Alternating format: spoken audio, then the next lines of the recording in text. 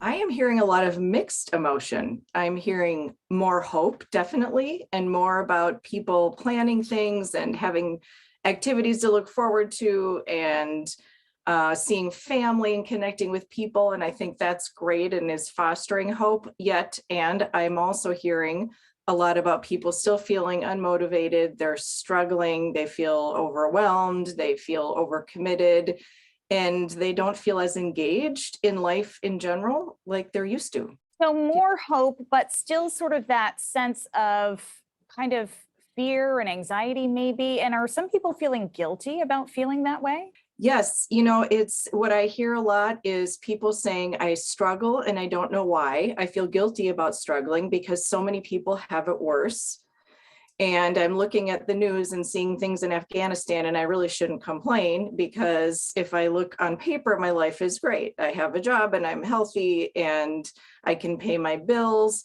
And so I think it contributes to a lot of internal dissonance for people feeling, again, guilty that they're struggling. And the thing is, both can be true. I can be grateful for what I have and also feel like my life is a struggle, even if even if it isn't literally a struggle, as in, living in poverty or something. It's obviously enough that people feel like they are still struggling, but adding onto that sense of guilt, as you mentioned, what does that create in our minds, in our bodies? What's the danger of feeling guilty for feeling the way you feel? Well, because for starters, all of these things and conditions in the world are so much greater than us, and we can't control them.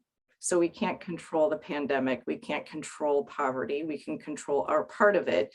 But engaging in that type of thinking, I think, just fuels more distress because, again, we're focusing on the uncertainty and the mayhem that is outside of our immediate span of control.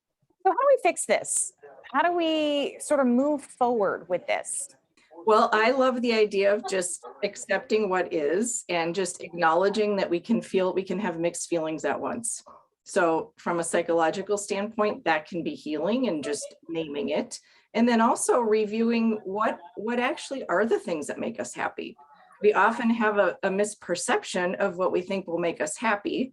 And we use a social yardstick to compare our internal selves with others' external selves. And so I think there's room for us to really do a reset and look at what are the things that truly will make us happy.